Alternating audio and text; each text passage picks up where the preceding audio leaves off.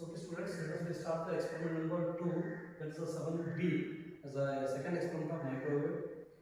So the title of the experiment is a study of resonance characteristics of microscopic resonator and the computation of dielectric constant of the substrate of a Rig resonator. So basically a Rig resonator is a two-port device. So one port is the input port, the other port is the output port. Okay. We know about resonance. Resonance means what? At a particular frequency, a device is going to give you output maximum, and in the remaining other frequency beyond, above and below that frequency, the output of the device is going to become attenuate. So at a particular frequency, it is going to give you a maximum. Why? Because all the electrical devices have the internal resonance, internal inductive and capacitive behavior. So because of that inductive and capacitive behaviors, so at a particular frequency where this L is and capacitance have a reactance at a minimum value, that point it is going to give you a maximum output, and in either case as the inductance is having directly proportional impedance and capacitance having a inversely proportional impedance, because of this at a particular frequency these two values are going to intersect. At that point the output is going to become maximum. When you go above that frequency, one of the term impedance of the capacitor or inductor is going to become dominant. Even if the below other device is going to cause the impedance is going to become large. Because of that, on either side it is going to have a high impedance because of the capacitor or inductor. At the intersection of these impedance curves of the capacitor and inductor, at an intersection point it is going to be a minimum impedance. So with that minimum impedance, the power is going to become maximum at that point. So that frequency we want to measure for the microwave Rig resonator. Okay. So procedure as usual, we need to measure the P. Simple by using without the DUT between the P and Q, short it or you connect it PQ directly, use a coupler and directly measure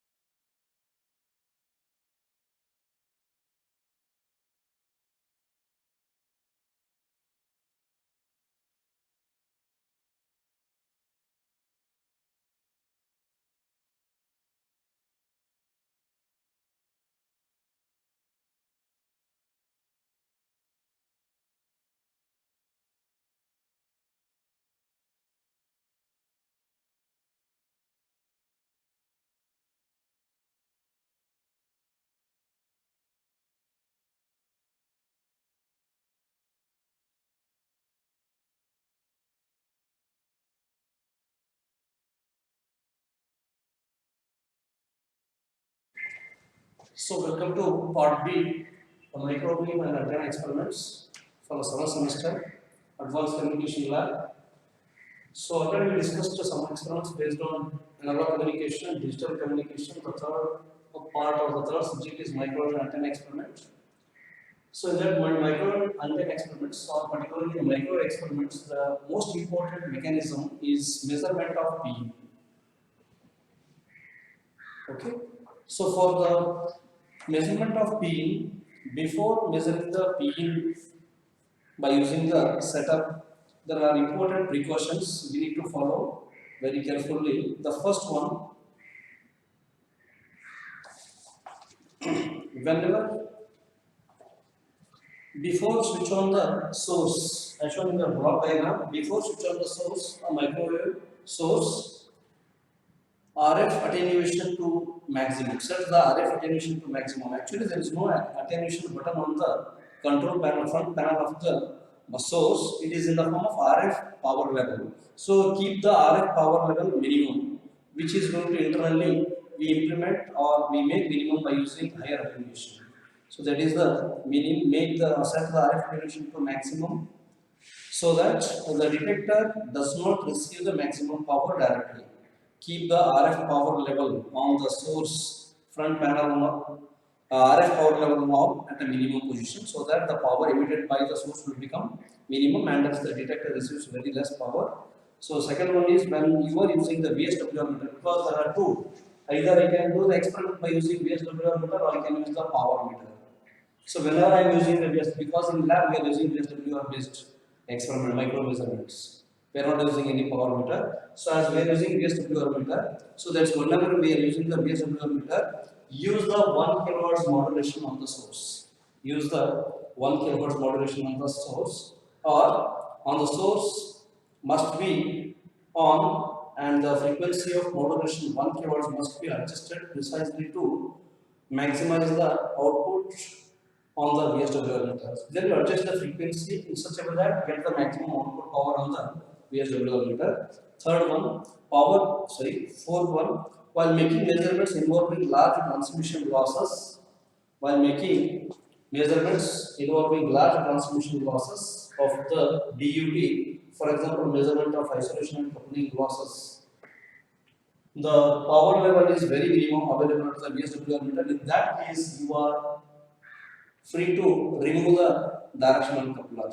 So in other cases, the directional coupler is must. So which protects the circuit or which protects the setup from the any power reflected back to the source or any power is combining with the measuring ports. So it is totally avoiding the power coupling with the other ports. So because of that, or to make the result measurement more precise, we are using the directional coupler. The role of this directional coupler just to make the power available in each port is not affected by power by any other ports.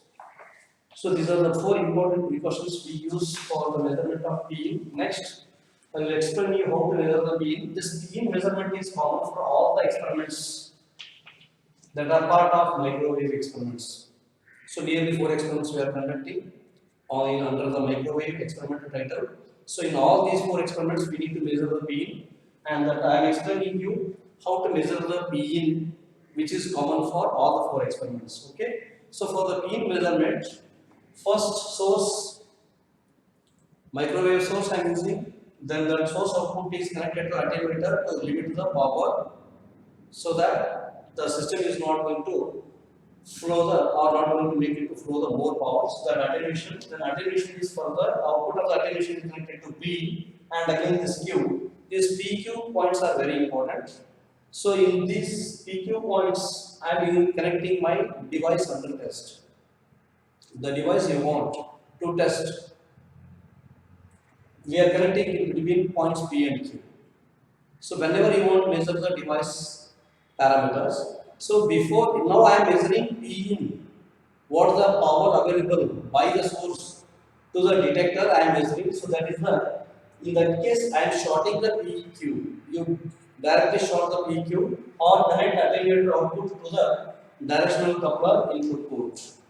So after connecting directly PQ or shorting the PQ, give the attenuator output to the input of the directional coupler, and at output port 2, which I call as the output port of the directional coupler, is connected to the detector. The Schottky diode basically it is a microwave detector, and the detector output is connected to the VSWR meter. So after doing these connections, source with 1 kilohertz modulation, set the source with 1 kilohertz modulation, then connect the output of the RF power level output of the source to an attenuator, and the output of the attenuator is directly connected to the directional coupler for the measurement of PE, means PQ shorted, no DUT. So after giving the input to a directional coupler, so output is connected to the microwave detector, a Schottky diode, then the detector output is given to the VSWR meter. After doing these connections, the next step is to start the note down the reading, note down the readings in such a way that set the frequency of the source to 2.2 gigahertz, 2.2 gigahertz, or a minimum value of frequency on the source. Usually, as per the manual, it is a 2.2. Sometimes in the lab, source is not exactly giving you a 2.2, maybe giving you 2.26, 2.24 something. So depending upon the minimum value, set the frequency to a minimum and note down the value of the VSWR meter. And before note down this, you make the VSWR meter needed to set at its minimum by using the RF power level modulation and the attenuation. So once you set it to a minimum level, then starts note down the readings at 2.2, 2.3 every 0.1 gigahertz. Increase the frequency every 0.1 gigahertz and note down the VSWR meter reading. So in some cases, what happens, the VSWR meter is go out of range. So if it go out of range, there is a multiplication factor or adjustable factor is there. You change that now either to 30, 40 or 50 or 60 depending upon the range of power available. So by adjusting that, it is possible to read all the range of values from 30 dB to 60 dB, and plus 10 is common for all the factors. So note down the readings for different frequencies starting from 2.2 to 3 gigahertz in the steps of 0.1 gigahertz. The tabular curve is for frequency in gigahertz, 2.2 to 3 gigahertz, and VSWR meter reading without DUT, which we call as Pin. Note down the corresponding values of the VSWR meter. So this is the procedure we follow to measure the Pin for the microwave experiments, and it is common procedure for all the 4 experiments. We need to measure Pin for all the 4 experiments. So it is a common first step for each experiment. Then we measure the P out of a particular port 1, port 2, port 3, depending upon your requirements or depending upon the need of the particular measurement or what parameter you want to measure. So now we'll discuss the measurement of P as I already explained with respect to the block diagram. Now I will explain with respect to the components itself. This is my microwave source or microwave generator, which generates a signal of 2.2 to 3 gigahertz. The gigahertz range is called as microwave signal. The source is generating 2.2 to 3 gigahertz. Okay, so that source further is connected to an attenuator.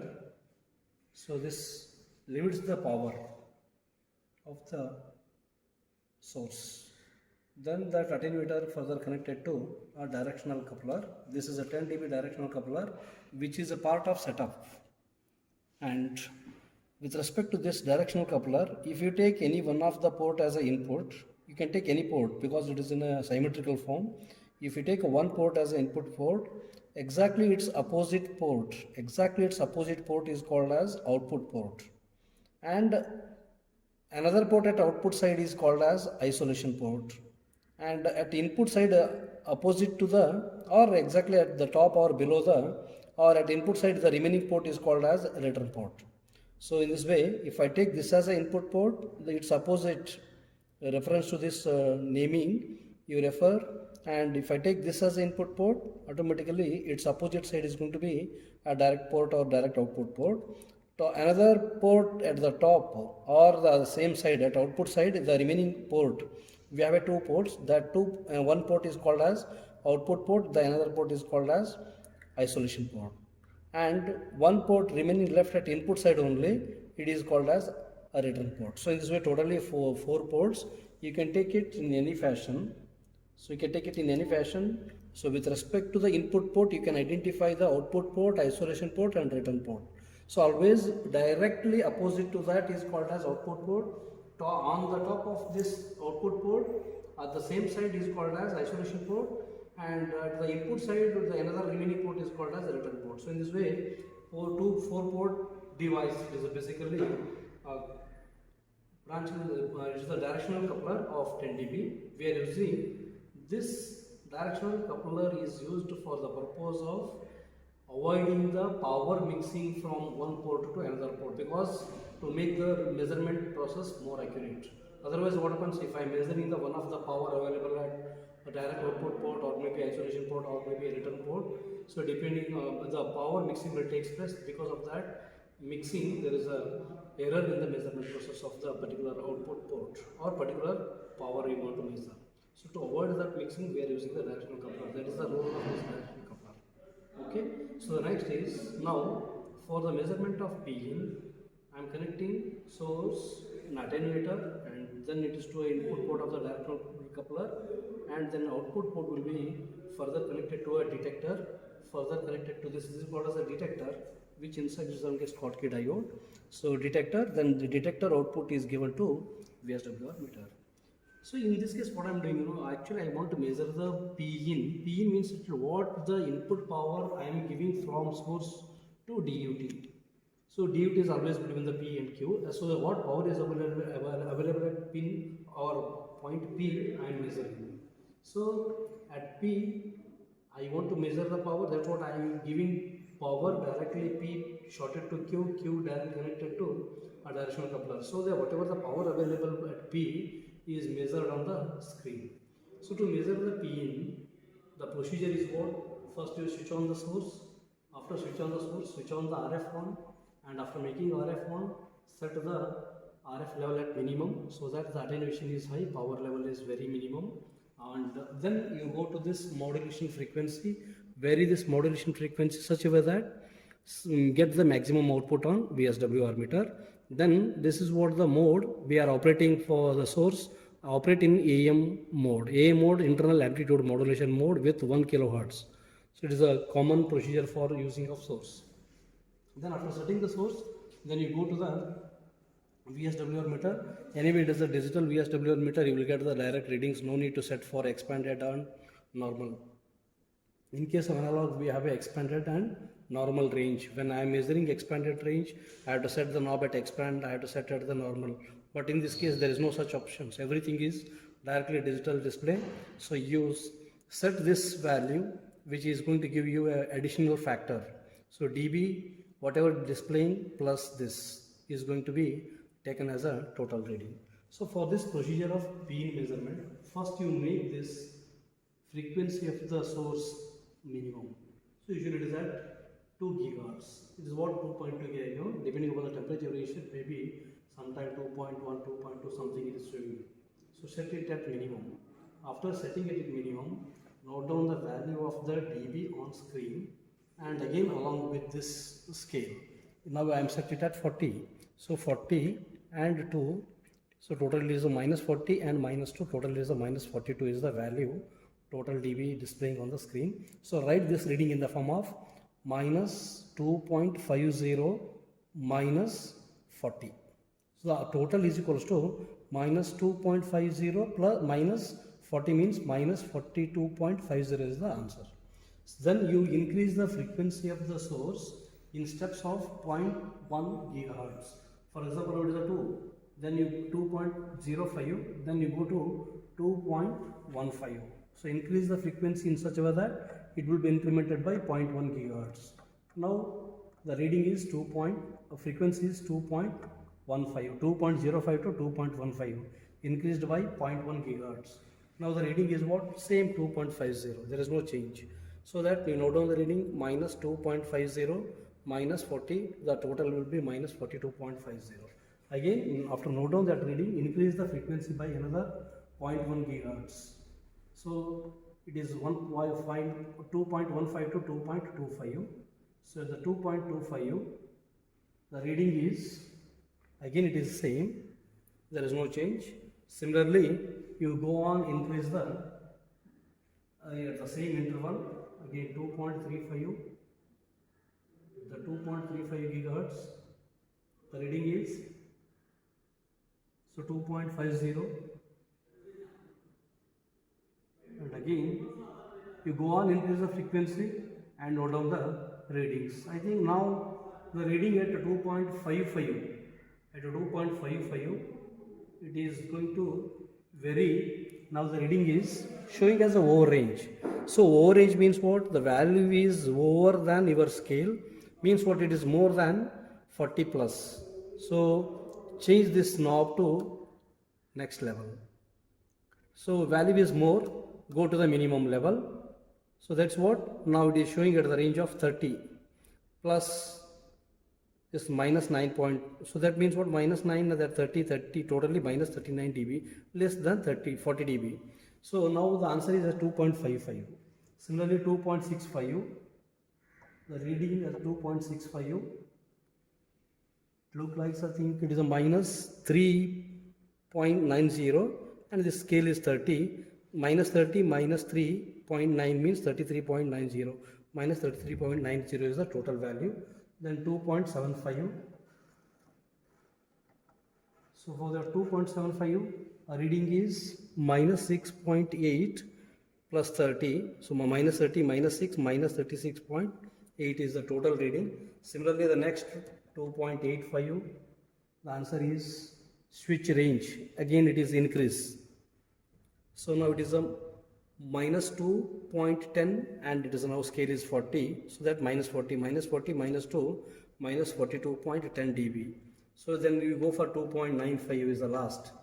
So I think it is not now getting 2.95. Sometimes it will be end with 2.9, starts with 2, or sometimes starts with 2.2 and with 3. So depending upon this range, you starts with minimum value, increases by 0.1 gigahertz and take the readings till its maximum and note down corresponding values of the dB as a P measurement. So we completed now how to measure the P. This procedure is common for all the 4 experiments. First I have to do this. Without a DUT, connect the source to an attenuator, and attenuator is connected to a 3 dB, 10 dB directional coupler. So in the 10 dB directional coupler, I am using one input port, one output port, and the 2 remaining unused ports must be terminated with matched load. So why I am terminating with a matched load? Because of that if the ports are open, because of that open, there may be a reflection of the power from that port, and that reflected power may be added with the transmitted power. So because of that, the results are, whatever I am measuring, that values are going to change because of the interference of that reflected power. So to avoid that reflection from the unused ports, whenever you are not using any port, then you terminate that port with always matched loads. This is very important concept, because sometimes we use a 3-port device, 4-port device, and out of 3 or 4 I am using only 2 ports, one as a in, another as a out. Then the remaining ports must be always terminated with a matched load to avoid the reflections. So this is what the 2 matched loads I am using for isolation port as well as the return port. So these 2 elements are called as matched loads. As I am not using these 2 ports, the one port input, another port is output. This is called as microwave detector. Actually internally it is having a Schottky diode, is a device I am using for microwave detection purpose. The next it is given to the meter. So in this way we measure the P. So next part is the expansion of this experiment. Whenever I want to measure the parameters or characteristic terms of the any device, in that case what I am doing, actually I am inserting the device between attenuator and this directional coupler. End of this attenuator, so usually taken as, this is a P point. Actually this is a P point, and this input port of the 10 dB directional coupler is a Q. This is what actually P and Q. So starts the experiment number 7, which is resonance characteristics of microstrip ring resonator, and computation of dielectric constant of the substrate of ring resonator. Okay, so that basically ring resonator is a two-port device where we take one port as an input, another port as output. A simple device. And already I explained in the theoretical concepts of this ring resonator. Basically, the resonance is a concept at which a device is going to give you a maximum output. So a circuit will give you a maximum output. Basically, why it is giving it a particular frequency as a maximum and why not with the other frequency? Maybe it's above that frequency or below that frequency.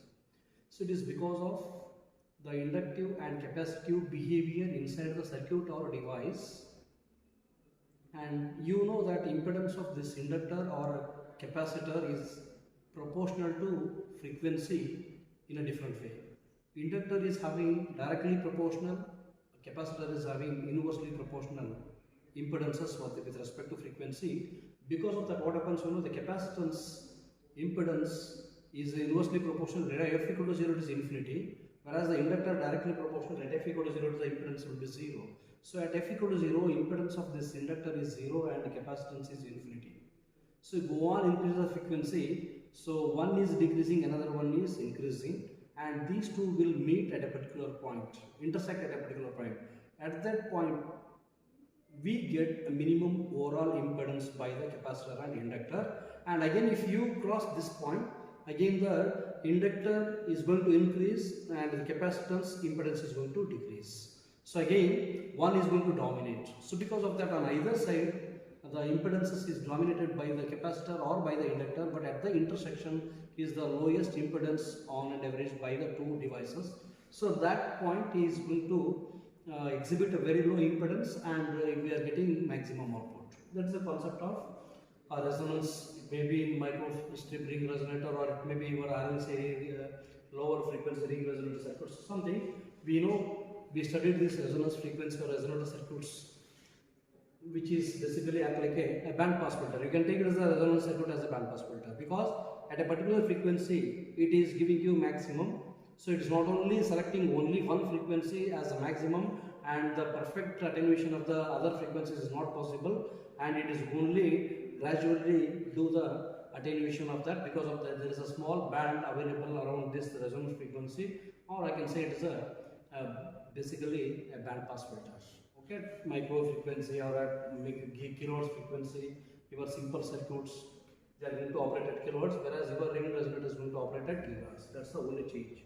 So now that experiment, a very simple experiment in microwave experiment is a ring resonator based. As it is having only two ports, so only we can give a input at one port and an output at other port. What the objective is, first resonance characteristics of the microstrip ring resonator.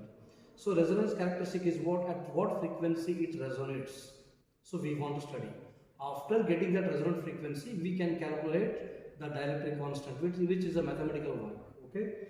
For the measurement of resonance characteristics or resonance frequency of this microstrip ring resonator, so first use the source, a microwave source, and do the preliminary adjustments for this microwave source, what I already explained with the starting P measurement procedure. So keep the RF off, or then you make the AM mode on, and after that you set the frequency of this AM modulation as 1 kilohertz, and next you turn on the source.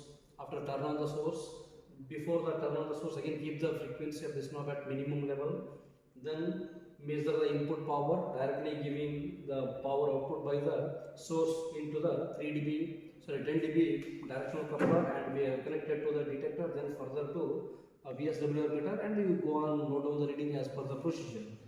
Okay, the same procedure again we need to follow for P measurement. So the tabular column is having what? Actually there is a P in column is also there. So for that P in column, what already I explained P in measurement procedure, you follow it. So without the DUT, use source, use attenuator, use a 10 dB directional coupler and detector and VSWR meter. So there is a point P and Q. Point P is available at output of the attenuator and Q is available at the input of the directional coupler. So these two PQ points must be short for P in measurement. Okay. The next is For the measurement of P out, we are entering into the third column of the tabular column. As I shown in the theoretical explanation of ring resonator, there are 4 columns: serial number, frequency in gigahertz, and varying in steps of 0.1 gigahertz. The third column is P in, fourth column is P out. Okay. So first you complete the procedure for measuring the P in for different frequency in the range of 2 to 3 gigahertz and in the steps of 0.1 gigahertz. After doing completion of P in measurement, next insert the DUT in the point P and Q. After inserting the DUT, you observe the output on the VSWR meter. If that VSWR meter is not responding when you insert a DUT along with the 10 dB directional coupler, so in that case, if there is no deflection, if there is no power sensed by the VSWR meter, then you remove the directional coupler.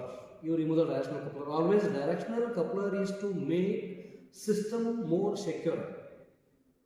System is more secure, so that the backward propagation of the power will be blocked by the directional coupler, and hence there is no any damage for the system, and even the measurement process becomes more accurate, because the power is not going to couple with the other port powers. So for that purpose we are using the directional coupler. Other than that, there is no role of the directional coupler. So that's what, if the power is not sufficient to drive the VSWR meter, better you remove the directional coupler, directly use the DUT connected to the detector, and you start the experiment. Okay, so here I have done the same.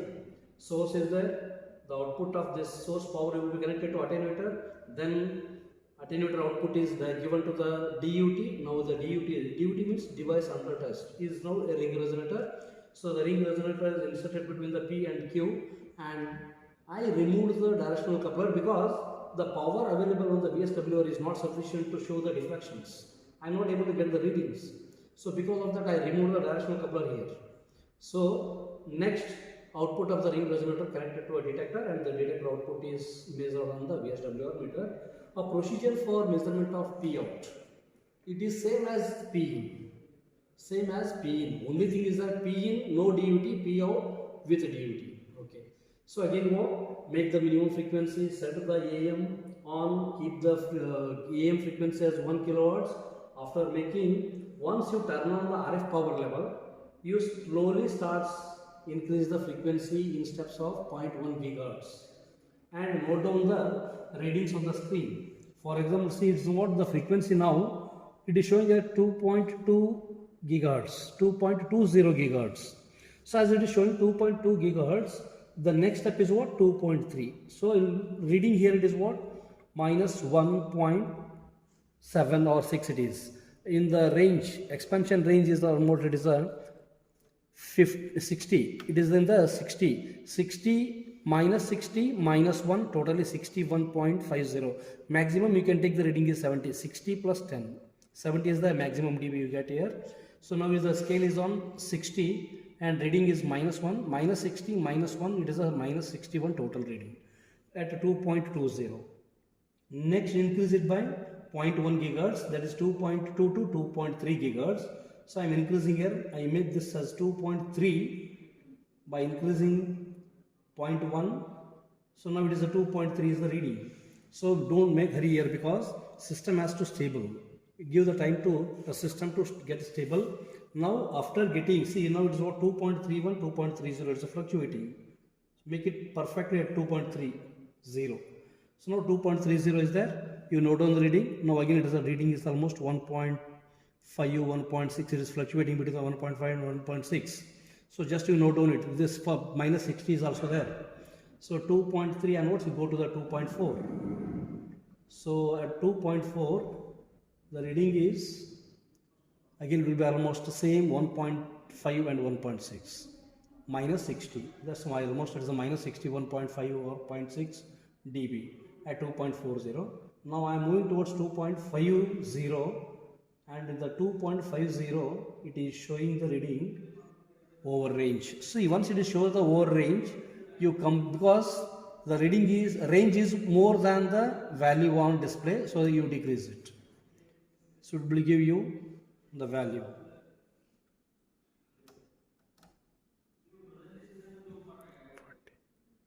Okay, now it is on the scale of 40. Now answer is minus 4, 40, minus 44 dB. So in the negative, lowest is going to become large. So now it is minus 44 for 2.5. And you go to the 2.6 next. Directly go to the 2.6. Okay, so at 2.6, it is showing the reading